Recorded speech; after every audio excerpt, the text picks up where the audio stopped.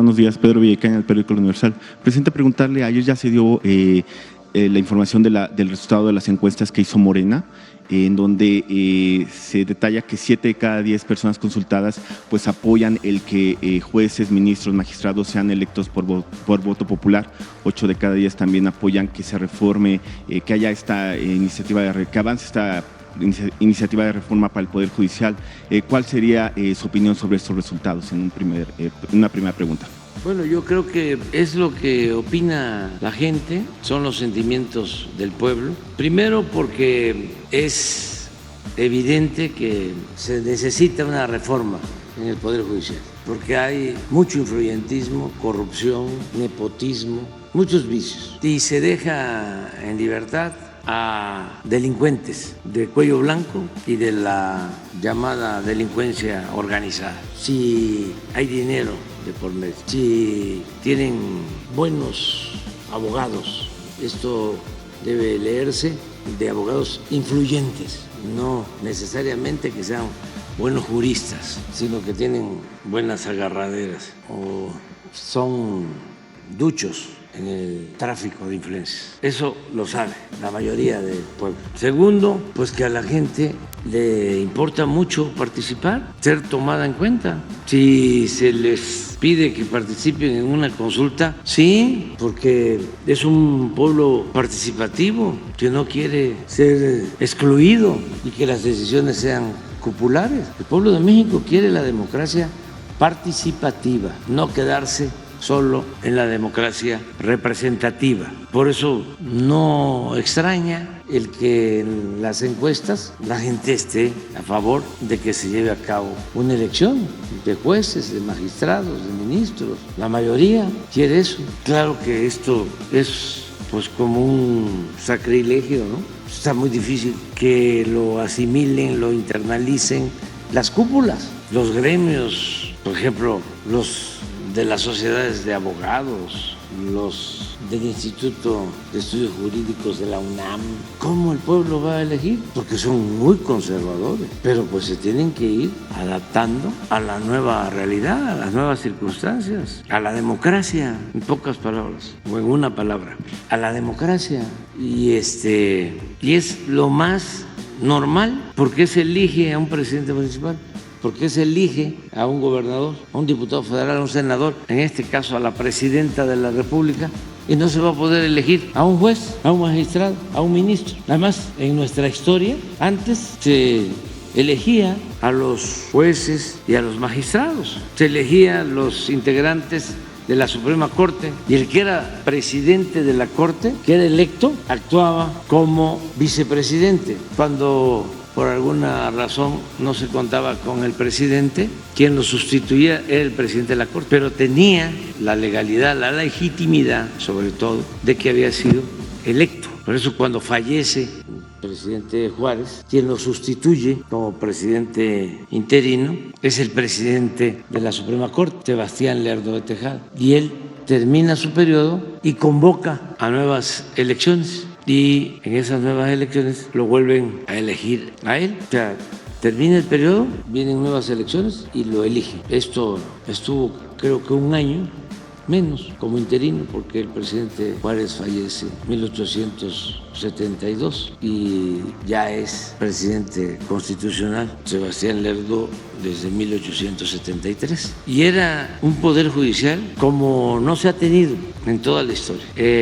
Había división, de equilibrio de poderes, y las iniciativas del Ejecutivo no todas eran aprobadas. Pero estamos hablando de abogados como Vallarta, José María Iglesias, Sebastián Lerdo de Tejada, Gómez Palacio, y del periodo de la República restaurada. Luego ya en el Porfiriato, pues el Poder Judicial se sometió y se continuaba con la misma ley, con la misma Constitución de 1857, pero ya pues solamente se respetaban las formas, pero en el fondo el poder de los poderes era el Ejecutivo, era Porfirio Díaz. Hay muchos ejemplos de cómo los jueces, magistrados, ministros estaban subordinados al Ejecutivo. Y eso se mantuvo hasta ahora. Por primera vez, el presidente no tiene injerencia en el Poder Judicial. Y no porque no quiera, sino porque el propósito es que actúen con independencia. Ellos tenían la posibilidad de llevar a cabo la reforma al Poder Judicial, pero son muy conservadores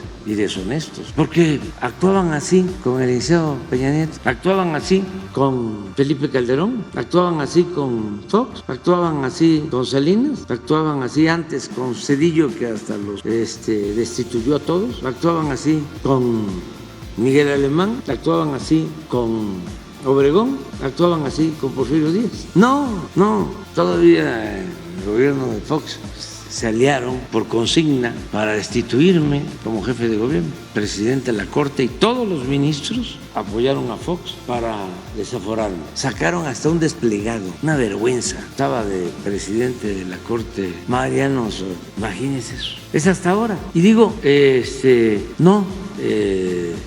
quisimos que fuese igual, no es igual desde hace más de un siglo. Son de las cosas nuevas de transformación. Desde la época de Juárez no es igual. Y no es igual porque no quisimos entrar en componendas. A ver, ¿qué quieres? ¿Cómo nos entendemos? O, como diría el clásico de la intelectualidad conservadora, con apapacho. Apapachar. No, cada quien tiene que hacerse responsable de sus actos y además respetar al pueblo. Si no quieren al pueblo, mínimo que lo respeten. Entonces pensaban de que el pueblo no existía y que todo lo iban a resolver con las televisoras y con la radio y con la prensa vendida o alquilada. No, ya, este es otro México, con un pueblo muy consciente, muy politizado. ¿Por qué no pones los resultados? Porque a veces no se entera la gente. Tan es así que estaba yo viendo que en las encuestas el 50% no estaba enterado, porque es muy difícil la comunicación. En una ocasión hablamos aquí, puede haber una noticia muy fuerte, y no todos los mexicanos se enteran. Y a veces quienes tenemos que estar informándonos, ¿no?, en las redes, pensamos que esa es la esfera de información del país. Y no es así. Cuesta mucho que una información, una noticia llegue a todos. Cuando es una noticia así impactante, puede llegar al 70%, al 80% de los mexicanos. Y lleva tiempo. Eso también es importante, porque también hay otros sistemas de información. La gente se comunica con la conversación de boca en boca y tiene otros mecanismos de información. Pero aquí está, ¿no? Esa fue la propuesta que hicimos. Si está enterado, 51% enterado, 45% en otra encuesta y 48% en otra.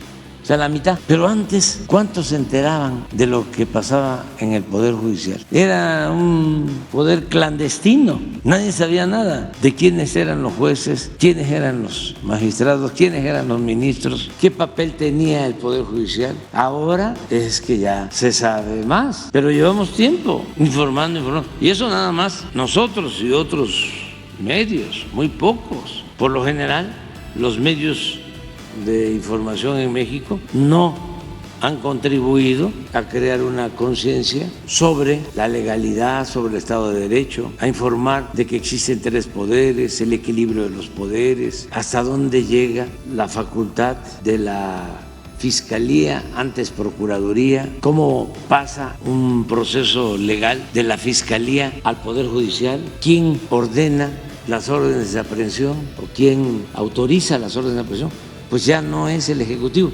es el Judicial. ¿Quién es el que sanciona? El Poder Judicial, los jueces. Por eso es importantísimo, porque es el poder que tiene la última palabra en todo lo relacionado con la impartición de justicia. Y luego los ministros, los magistrados, y luego los ministros de la Corte en asuntos que tienen que ver con constitucionalidad y otros temas. Pero todo eso es una enseñanza, es un proceso de enseñanza-aprendizaje que se ha iniciado ahora. Ojalá y continúe. Pero bueno, así está. Luego, por lo que usted sabe o ha escuchado, ¿qué tanta corrupción existe en el Poder Judicial? Todos los ministros, magistrados o jueces son corruptos, 20% de una encuesta, 17% de otra encuesta, 15% de otra encuesta. Estos son todos. La mayoría son corruptos, la gente dice 38%, o sea, el 38% de la gente sostiene que la mayoría. En otra encuesta, 44%, en otra, 40%. En otra pregunta, pocos son corruptos en el Poder Judicial, 26%, pocos son corruptos, 31% en otra encuesta, 34% en otra. Ningún ministro, magistrado o juez es corrupto, 5%, 4%, 2%. No sabe, no contestó, 11, 4 y 9. La otra, ¿cómo cree usted que deben ser elegidos los ministros de la Suprema Corte? Esta es la pregunta. Por elección del pueblo de México, 68%, 75%, 75%, 70% promedio. Por la Cámara de Senadores, como es ahora, 25, 21 y 18. No sabe, no contestó, 7, 4, 7. ¿A qué sigue? ¿Y cómo cree usted que deben ser elegidos los magistrados, jueces y jueces del Poder Judicial? Lo mismo prácticamente, ¿no? Por elección del pueblo de México, 68%, 73% en otra encuesta y 75% en otra. En cambio, hay quienes opinan que por el Poder Judicial de la Federación, 24%, 23%, 19%. No sabe, no contestó, 8, 4, 6. Adelante. ¿Usted estaría de acuerdo o en desacuerdo con la creación de un órgano independiente del Poder Judicial de la Federación que vigile, investigue y sancione a los ministros, magistrados y jueces que incurran en alguna falta o en actos de corrupción? De acuerdo, 87% en una encuesta, 85% en otra, 89% en otra. Que ya no haya castillo de la pureza, no se sanciona a ningún juez está en la cárcel, ni ministros. En desacuerdo 9, 8, 7. Ni de acuerdo ni en desacuerdo 0, 5, 2. No sabe, no contestó 4, 2, 2. Adelante. Por lo que usted sabe o ha escuchado, ¿usted considera necesario que se lleve a cabo una reforma en el Poder Judicial o no? Sí, 77%. En otra encuesta, 83%. En la otra, 81%. No, 14%. En otra encuesta, 13% y en otra, 12%. No sabe o no contestó, 9, 4 o 7. Adelante. Si tuviera la oportunidad de votar para que se llevara a cabo una reforma al Poder Judicial, ¿usted votaría a favor o en contra de la reforma al Poder Judicial? Sí, 81, 82 y 85. No, 11, 14, 9. No sabe, no contestó, 8, 4, 6. Adelante. Dice la metodología, son las encuestas que hicieron, el margen de error y el nivel de confianza. Pero esto es así, la gente quiere participar y elegir. Y no hay que tenerle miedo al pueblo, ya lo hemos dicho varias veces. Nada más es cosa de definir bien el procedimiento, cómo se va a llevar a cabo la elección, que puedan participar, yo insisto, los jueces, magistrados, ministros actuales y otros. Y esto va a ayudar. Y ese órgano también de vigilancia que va a actuar como debería hacerlo el Consejo de la Judicatura, pero no hacen nada. Es un órgano administrativo, emite recomendaciones, es un aparato ahí muy condescendiente, burocrático. Tiene que haber un tribunal y revisar casos. A ver, juez, ¿por qué ordenaste en 24 horas que se dejara en libertad a esta persona con todos estos antecedentes? Pero además eres reincidente porque ya lo hiciste hace 3 meses con otro, de hace un año igual, de ahí sigues. O el que le da la libertad al señor Duarte de Chihuahua. Nada más es de sentido común. ¿Qué diferencia hay entre el señor Duarte de Chihuahua y el señor Duarte de Veracruz? Nada. Lo que pasa que sí, el señor Duarte de Chihuahua tiene más agarraderas, le ayudan más. Entonces, todo eso hay que corregirlo. Y yo aprovecho para decirle a los inversionistas extranjeros que tienen empresas y que contratan despachos en México, que no se dejen engañar, porque contratan despachos de abogados que antes esos abogados eran las estrellas porque tenían mucha influencia, pero ahora no es así y los malaconsejan y no les va bien porque ya cambiaron las cosas. Antes, yo recuerdo, ojalá y todo esto se vaya convirtiendo en literatura, en libros, para no olvidar. Yo recuerdo que se anunciaban los abogados penalistas, eran famosísimos en la época de Salinas, de Cedillo. Los trajes de lo más elegante, los zapatos engominados, eran como